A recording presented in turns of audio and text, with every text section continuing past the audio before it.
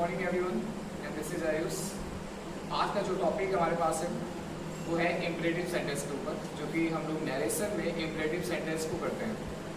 बात ये होती है कि सबसे ज़्यादा जो हम लोग को मेन बताया जाता है कि डायलॉग एंड कन्वर्सेशन में हमारे पास काफ़ी इम्परेटिव सेंटेंस भी यूज़ होते हैं, और उस जगह पे हम लोग इम्परेटिव सेंटेंस जब तक हमें नहीं आएंगे तब तक ये पॉसिबल है कि हम उसको डायलॉग एंड कन्वर्सेशन को एग्जैक्टली करेक्ट नहीं कर सकते, क्योंकि उसका जो बेसिक पार्ट है वो है आपको नरेशन आने की चाहिए, और उसके सेकंड थिंग आपको हर एक चीज़ के बारे में पता होना चाहिए कि कहाँ पे इफ लगता है और कहाँ पे वेदर लगता है। बाय द वे इफ और वेदर में से कोई भी लगा सकते हो आप लोग, लेकिन वो सेंटेंस आपको कौन सा होना चाहिए, इंटेरोगेटिव सेंटेंस होना चाहिए, तभी आप कॉमा इन्वर्टेड कॉमा की जगह पे इफ और वेदर का यूज कर सकते हैं।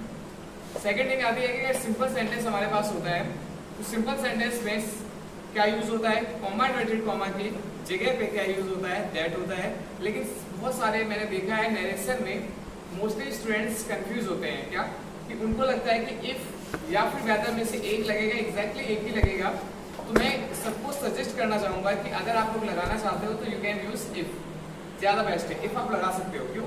क्योंकि वेदर लगाते समय मोस्टली स्टूडेंट्स वेदर की जो स्पेलिंग होती है वो मिस्टेक करते हैं, क्योंकि उनको ये पता है कि एक वेदर होता है, एक वेदर होता है। एक वेदर जो होता है वो क्लाइमेट को इंडिकेट करता है कि कैसा मौसम रहेगा आज के डेट में, इट इज कॉल्ड वेदर। यहाँ पे जो वेदर लगता है वो डिफरेंट होता है।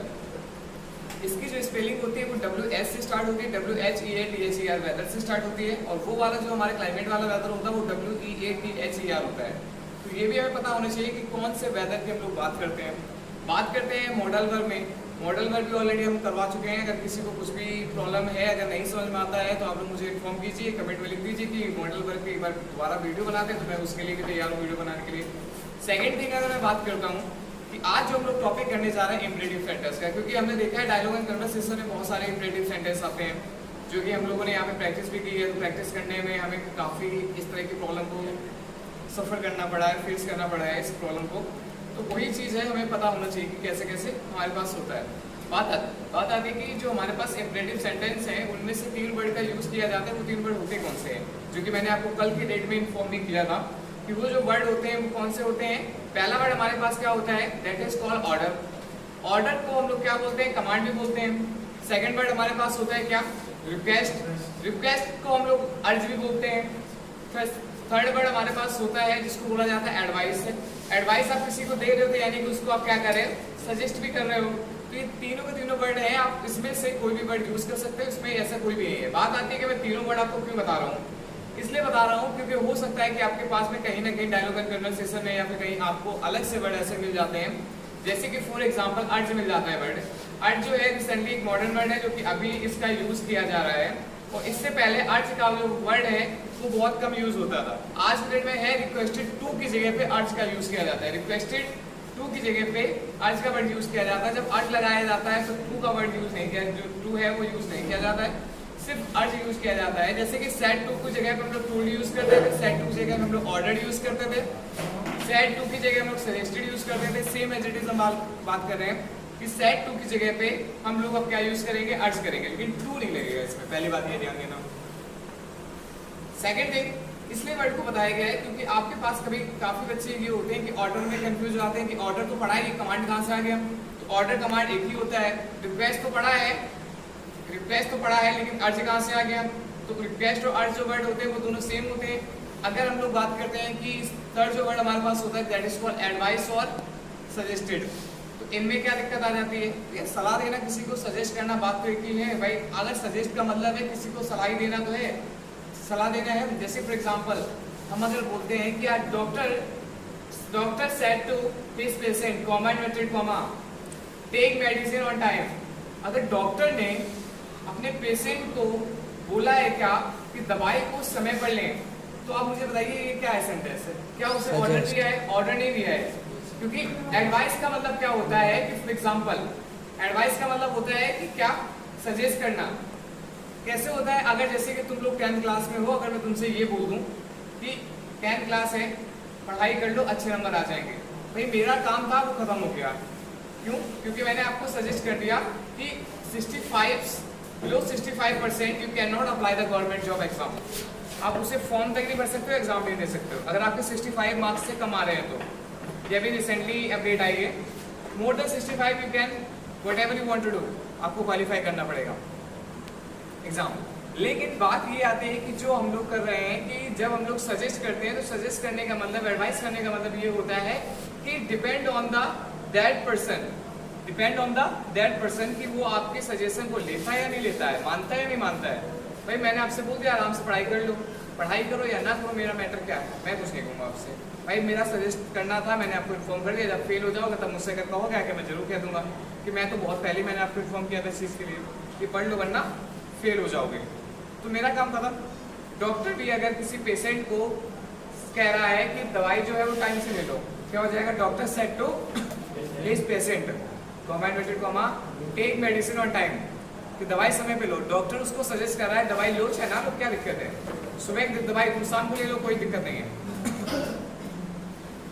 कभी भी दवाई ले लो, कोई दिक्कत नहीं। तो वही सारी चीजें हमारे पास, यहाँ पे हमारे पास से एक सीनियर पर्सन अपने जूनियर पर्सन को क्या बोलता है कि ऑर्डर देता है, तो वो तो हम लोग ऐसा नहीं कि, और जब हम लोग सेंटेंस पढ़ेंगे तब हमें समझ में आएगा ये सेंटेंस हमारे हैं क्या, तब हम लोग इस चीज को इंडिकेट कर सकते हैं कि ये सेंटेंस हमारे पास है क्या, तभी ये पॉसिबल है। फॉर एग्जाम्पल यहाँ पे मैं लिख देता हूँ, जैसे कि फॉर एग्जाम्पल ऑर्डर हो गया हमारे पास, इसका हमारे पास क्या होता है ऑर्डर का, इट इज कॉल कमांड, और हमारे पास यहाँ पे एक वर्ड आता है इट इज कॉल रिक्वेस्ट, का क्या हो जाता है, अर्ज हो जाता है, और यहाँ पे हो गया क्या, एडवाइस हो जाता है, एडवाइस से क्या हो जाता है, इसी चीज को सजेस्ट कर देना। लेकिन बात ये आती है कि जब ये वर्ड हमारे डायरेक्ट में तो मिलेंगे नहीं, इनडायरेक्ट में आएंगे तो सब वर्डों में क्या लग जाएगा, ईडी लग जाएगा। ईडी का मतलब क्या है, जहाँ पे ऑर्डर है वहाँ पे क्या हो जाएगा, ऑर्डर्ड हो जाएगा, जहाँ पे रिक्वेस्ट है वहाँ पे रिक्वेस्टेड हो जाएगा, एडवाइस क्रिया पे क्या हो जाएगा, एडवाइस्ड हो जाएगा, सजेस्ट क्रिया पे क्या हो जाएगा, सजेस्टेड हो जाएगा, कमांड पे कमांडेड हो जाएगा, अर्ज क्रिया अर्ज्ड हो जाएगा। तो ये चीजें हमें बहुत अच्छे से कंफर्म करनी पड़ेगी, और ये सारी जगह किसकी जगह पे आती है, सेड टू की जगह पे आती है। जैसे कि हम लोग टोल्ड या फिर आस्क पे ऐसे वर्ड का यूज करते थे वहाँ पे आती है। तो ये हमें पहले हमें कंफर्म करना पड़ेगा कि कहाँ पे क्या दिया जा रहा है, ऑर्डर दिया जा रहा है, रिक्वेस्ट दी जा रही है, कुछ भी किया जा रहा है। क्लियर है। कल की डेट में मैंने एक सेंटेंस करवाया था, father said to his son, father said to his sun,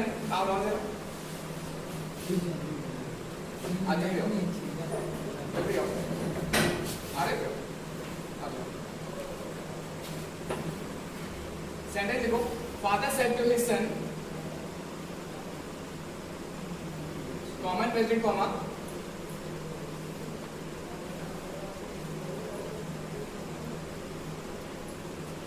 comma inverted comma, don't go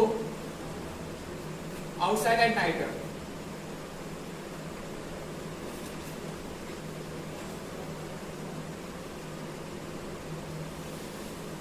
comma inverted comma use कर दो। अभी सेंटेंस को हम देखते हैं, तो सेंटेंस में हमारे पास जो लिखा है उतना ही है, हम इस सेंटेंस को अगर करते हैं तो हमारे पास जो सेंटेंस है, father said to his son don't go outside at night, यानी फादर ने अपने बच्चे को एक ऑर्डर दिया। ऑर्डर क्या दिया था कि आपको रात में कहाँ नहीं जाना है, बाहर नहीं जाना है। तो ये चीज हमें समझ में आ गई कि फादर अगर किसी बच्चे को, अपने बच्चे को अगर करते हैं तो ना वो एडवाइस होगी ना वो क्या होगा, रिक्वेस्ट होगी, वो क्या कर रहे हैं, ऑर्डर दे रहे हैं। क्योंकि पहली बात ये है कि जब भी कभी आपके पास में starting of the sentence don't say start होते हैं तो आप समझ जाना है कि डोंट से स्टार्ट होने वाले सारे के सारे सेंटेंस जो हमारे पास होते हैं वो सारे सेंटेंस ऑर्डर के अंडर में आते हैं। तो हमने यहाँ पे डोंट का एक वर्ड यूज किया है। यहाँ पे हमारे पास क्या, फादर ने बच्चे को क्या दिया था, ऑर्डर दिया था किस चीज के लिए, कि आपको क्या नहीं करना है, कि don't go outside at night, आपको बाहर नहीं जाना है। हमने उसको कन्वर्ट कर दो, इसका हो जाएगा क्या, एक बार कन्वर्ट करो, फादर ऑर्डर्ड हिज सन, कॉमा इन्वर्टेड कॉमा की जगह पर हम लोग क्या लगा देंगे, क्या लगा देंगे, टू लगता है, लेकिन जब भी कभी डॉट वर्ड यूज होता है तो टू से पहले हमारा क्या आता है, नॉट आता है। क्या आ जाएगा, फादर ऑर्डर्ड की स्पेलिंग सही करो, O R ordered, O R D E R E D,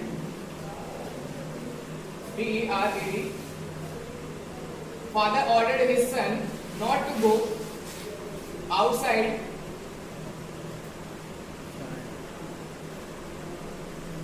at night.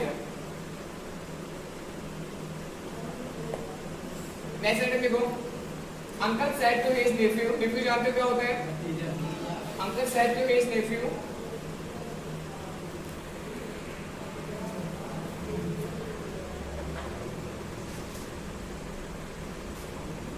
nephew, चलो इसमें सेंटेंस है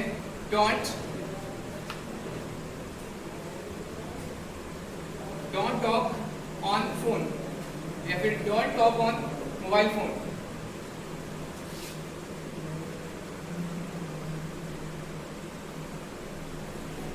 बात आती है कि इस सेंटेंस को जब हमने लिखा है तो ये पहले तो समझ में आ गया कि इट इज कॉल्ड ऑर्डर्ड है, क्योंकि डोंट मैंने पहले बताया आपको कि जहाँ पे सेंटेंस में हमारे पे डोंट लग जाएगा तो वो हमें समझ में आ जाएगा कि ये सेंटेंस कहाँ से बिलोंग करता है, इंपेरेटिव सेंटेंस बिलोंग करता है और ये सेंटेंस कौन सा है, ऑर्डर है। सेकंड थिंग हम बात करते हैं कि इसमें दे रखा है क्या, don't talk on mobile phone. तो मेरा मानना ये है कि जब भी कभी हम लोग ये ऑन जो मोबाइल फोन है, ऑन जो वर्ड है हमारा, it is called preposition word है।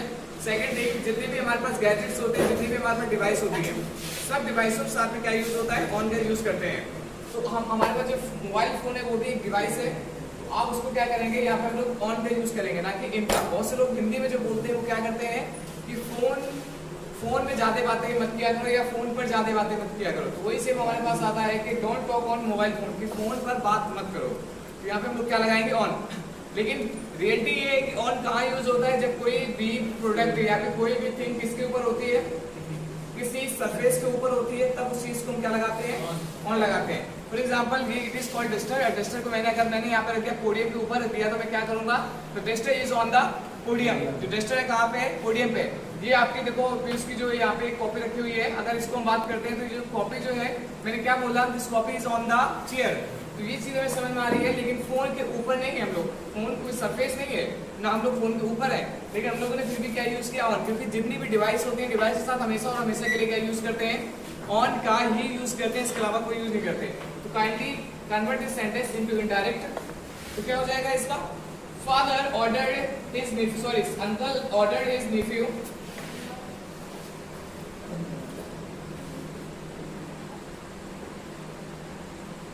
ordered his nephew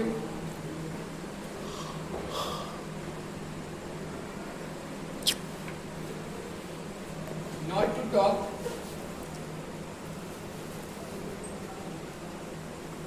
on mobile phone।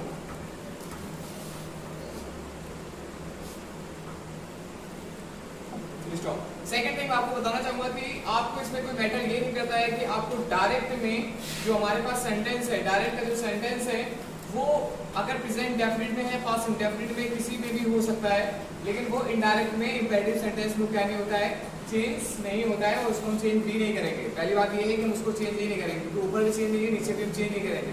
अगर चेंज होता है तो क्या होता है, चेंज सिर्फ और सिर्फ आपके जो दिए गए हैं पर्सन को आप क्या कर सकते हो, चेंज कर सकते हो। पर्सन को आप क्या कर सकते हो, चेंज कर सकते हो। लेकिन मैंने भी जस्ट बताया है कि डोंट वाले सेंटेंस हमारे सारे सेंटेंस क्या होते हैं, ऑर्डर वाले होते हैं। लेकिन I am not saying that 100% जरूरी नहीं कि 100% हो। ये आपको थोड़ा सा जब आप लोग इसकी प्रैक्टिस करोगे तो आपको समझ में आ जाएगा कि कैसे कैसे यूज होते हैं। मैं अब आपको एक सेंटेंस बताने जा रहा हूँ जिसमें डोंट का यूज नहीं किया गया है, लेकिन फिर भी वो सेंटेंस हमारा इंपेरेटिव सेंटेंस है। सेंटेंस लिखा जाए please. Principal said to the peon, comma inverted comma. Principal said to the peon, comma inverted comma.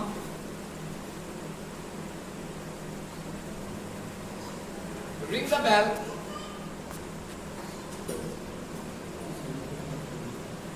Ring the bell at 3 o'clock.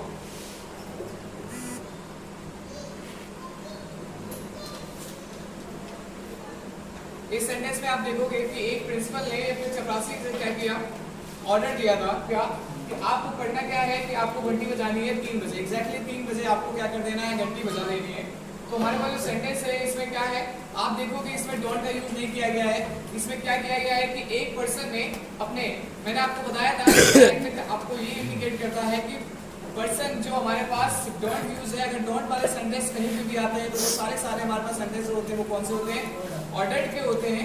लेकिन मैंने आपको बताया कि कुछ जगह पे अगर 80% डोंट यूज हो रहा है तो 20% एक्सेप्शन में आपको केसेस ऐसे मिलेंगे जहाँ पे डोंट का यूज नहीं किया जाएगा, लेकिन वहाँ पे क्या देखा जाएगा, पर्सन देखा जाएगा। आप मुझे आप बताइए, प्रिंसिपल सीनियर पर्सन है और प्यून जो है वो जूनियर पर्सन है, तो प्रिंसिपल ने क्या कोई सीनियर पर्सन अपने जूनियर पर्सन से एडवाइस देगा या रिक्वेस्ट करेगा? कभी नहीं करेगा। वो सिर्फ क्या करेगा? ऑर्डर देगा। तो यहाँ पे वही बात की गई है कि प्रिंसिपल ने ऑर्डर दिया है, क्या प्रिंसिपल सर ने ऑर्डर दिया है प्यून को, क्या ये काम करना है, ring the bell at 3 o'clock है, कि आपको जो घंटी बजानी है एग्जैक्टली 3 बजे बजानी है। यहाँ पे मैं आपसे एडवाइस नहीं दे रहा हूँ, ना मैं आपसे यहाँ से रिक्वेस्ट कर रहा हूँ। मेरा ऑर्डर है, आपको कुछ भी हो जाए, आपको 3 बजे मुझे घंटी बजनी ही चाहिए तो बजनी चाहिए, मुझे उससे कोई मतलब नहीं है। आप बजाएं, कोई और बजाए, कुछ भी करें, 3 बजे शार्प 3 o'clock मुझे घंटी चाहिए, मतलब चाहिए। तो वही चीज हमारे पास है। क्या करेंगे? Principal order the peon. जब आपके पास डॉट वाला सेंटेंस नहीं आएगा तो वहां पे आपको कॉमा इन्वर्टेड कॉमा की जगह पे क्या यूज होता है? टू का यूज हो जाएगा। कॉमा इन्वर्टेड कॉमा की जगह पे टू का यूज होगा, जो कि हम लगाने वाले हैं कि principal order the peon to ring the bell at 3 o'clock।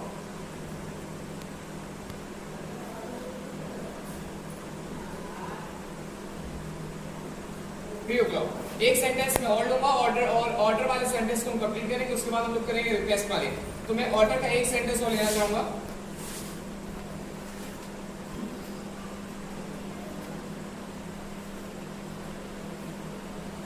हमारे पास जो सेंटेंस है वो रहेगा इस बार क्या कि boss said to his servant, the boss तो अच्छे जानते हो कि बॉस कौन होता है, किसी कंपनी का मालिक होता है, that is called boss.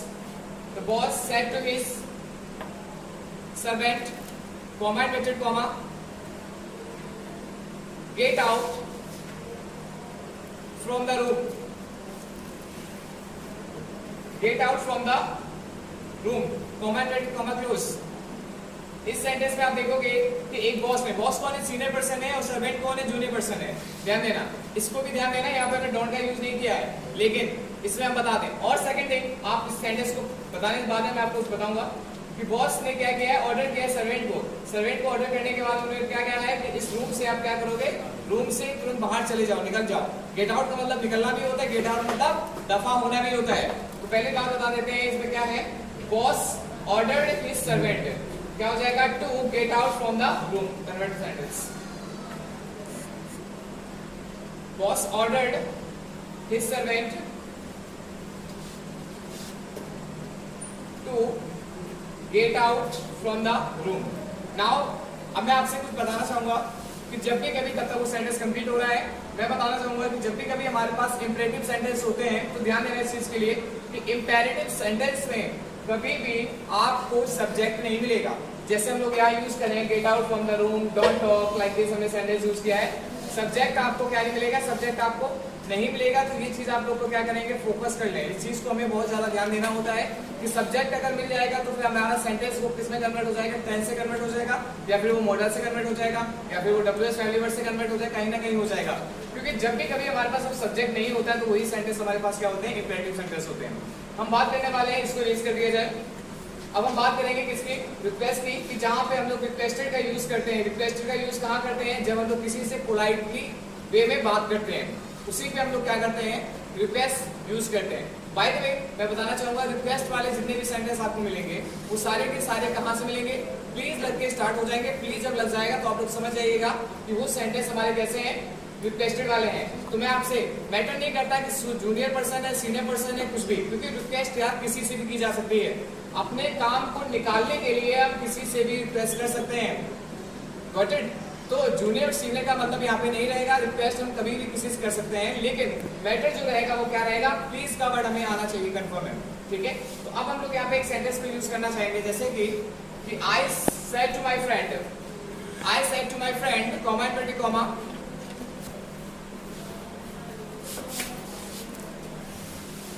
I said to my friend, comma inverted comma, please give 100 rupees.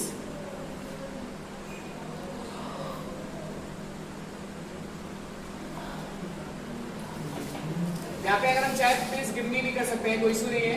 Please give me भी कर सकते हैं। ये एक्सामेटिव साइन इसमें नहीं लगेगा। ये जो प्लीज है, ये प्लीज वाला एक्सामेटिव हमारे पास जो होते हैं, जो स्ट्रॉन्ग फीलिंग जो दिल से निकलती है, जैसे कि अलास हो गया, ये सारे वर्ड आते हैं। एक्सामेटिव है, इसके बाद हम करवा देंगे, उसमें बेफिक्र हो जाओ।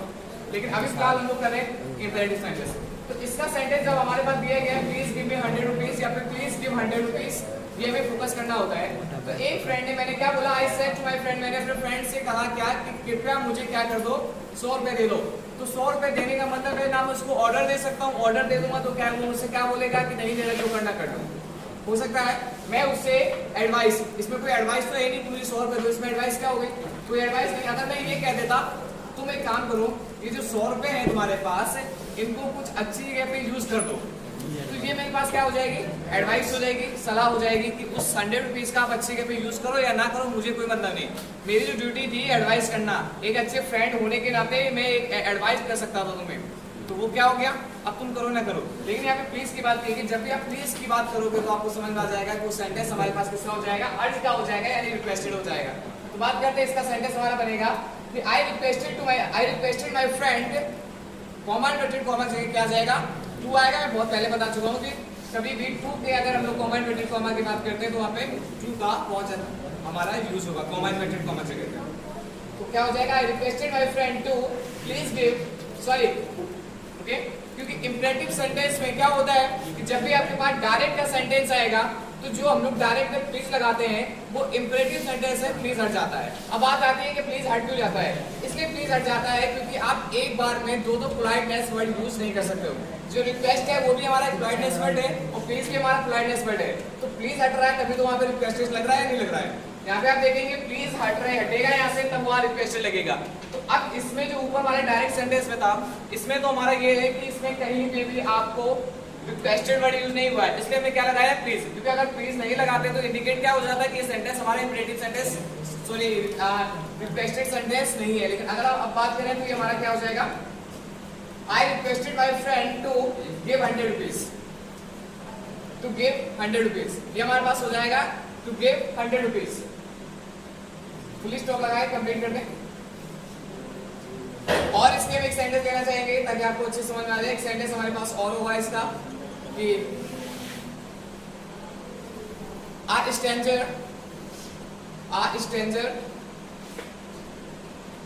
स्ट्रेंजर को आप लोग बहुत अच्छे जानते हैं, एक अजनबी की बात की जा रही है। स्ट्रेंजर जो हमारे पास होता है वो कौन होता है, एक अजनबी होता है। a stranger said to the second stranger, a stranger said to the second stranger, क्योंकि एक अजनबी ने दूसरे अजनबी से क्या कहा है, comma inverted comma, please help me, कृपया मेरी मदद करें, please help me.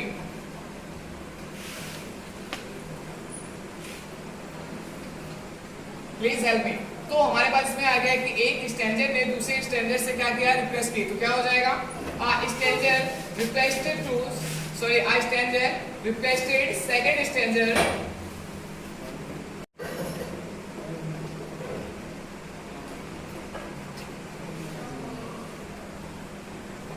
Stranger requested second stranger, comma inverted comma से क्या हो जाएगा, टू का वर्ड यूज हो जाएगा, टू लगाएंगे और प्लीज क्या कर देंगे, गायब कर देंगे, हेल्प का हेल्प लगा दो। अब बात आती है मी की। मी हमारे पास कौन सा पर्सन है, मी का सब्जेक्ट क्या होता है, आई हमारा कौन सा पर्सन है, फर्स्ट पर्सन किससे चेंज होगा, स्ट्रेंजर से। स्ट्रेंजर हमारे पास क्या, लड़का भी हो सकता है, लड़की भी हो सकती है।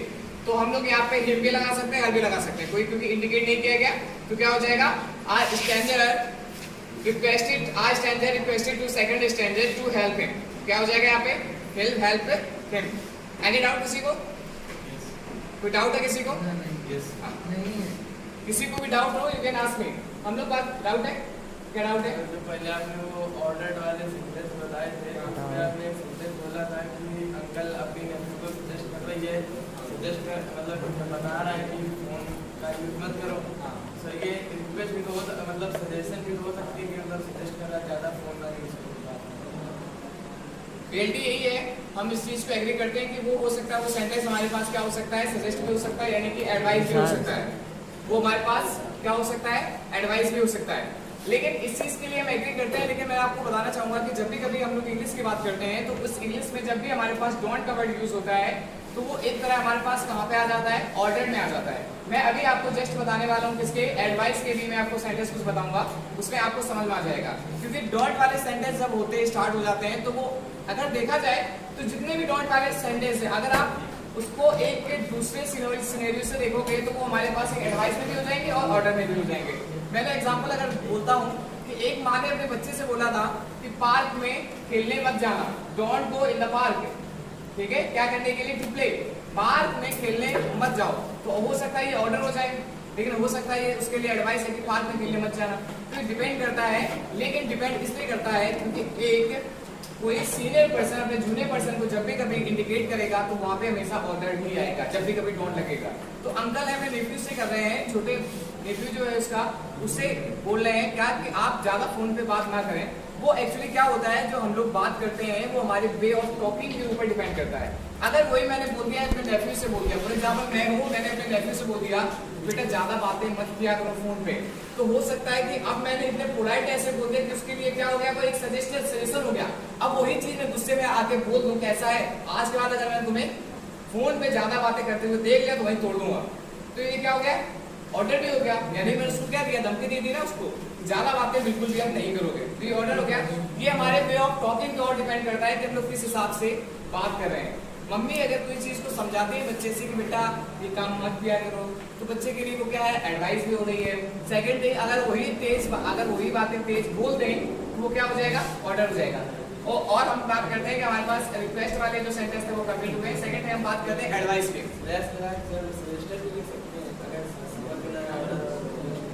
हाँ, तो कोई इशू नहीं है, आप जहाँ पर सजेस्टेड भी कर सकते हो।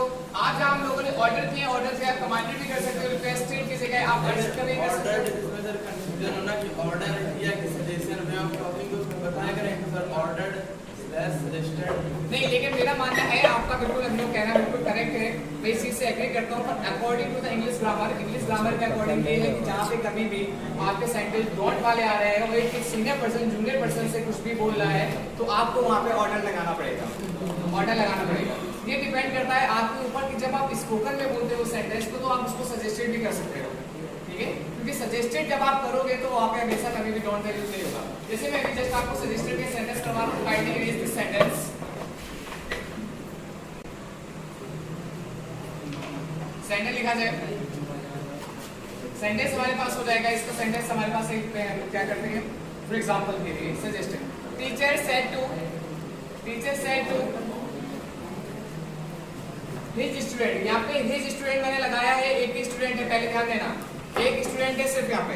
Teacher said to his student, students ना किया जाए, स्टूडेंट कॉमन बच्चे को हम, ठीक है।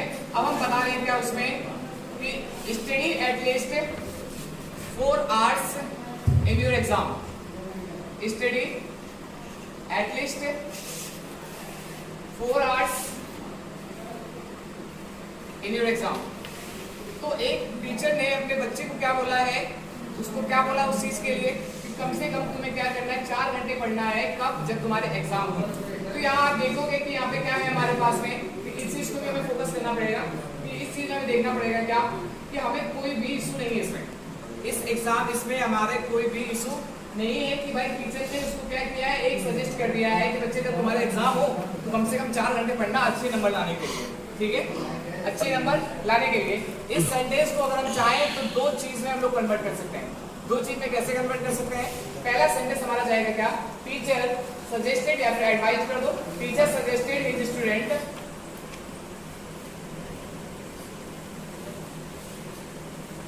Teacher suggested his students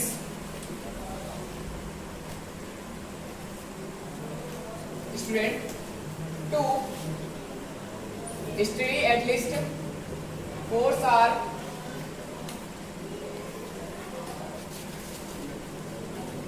in his exam। सही है गलत है, क्योंकि योर हमारे पास किसका सब्जेक्ट है, यू का, जो हमारे पास कौन सा है, नहीं, इसमें हिज इंडिकेट कर दिया, हिज स्टूडेंट। पहले आप देखें, चेक करें प्लीज। टीचर ने सजेस्ट किया अपने स्टूडेंट को, टीचर को, हाँ, वो टीचर तो हमारे पास जो है वो तो मेल है, कंफर्म है, स्टूडेंट कोई भी हो सकता है। तो यहाँ पे हिज और हर दोनों का यूज हम कर सकते हैं, क्योंकि हो सकता है कि मेल टीचर, क्योंकि स्टूडेंट तो गर्ल भी हो सकते हैं और बॉय भी हो सकता है, कोई भी हो सकता है। तो हिज और हर का हम दोनों का यूज कर सकते हैं इन हर एग्जाम। मैं आपसे कुछ क्वेश्चन करूंगा कि ये sentence, what do you think about this sentence, is correct और नॉट?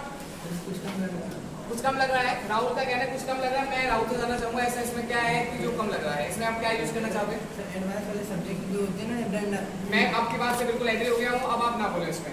अब मैं एक और सेंटेंस यहाँ लिखूंगा, ये सेंटेंस भी हमारे पास क्या है, एब्सोल्युटली बिल्कुल करेक्ट सेंटेंस है, लेकिन ऐसा नहीं है कि ये सेंटेंस सिर्फ एक ही सिंगल सेंटेंस बनता है, इस सेंटेंस से हमारे पास दो सेंटेंस बनते हैं, आप लगा सकते हैं, एक और लिखिएगा।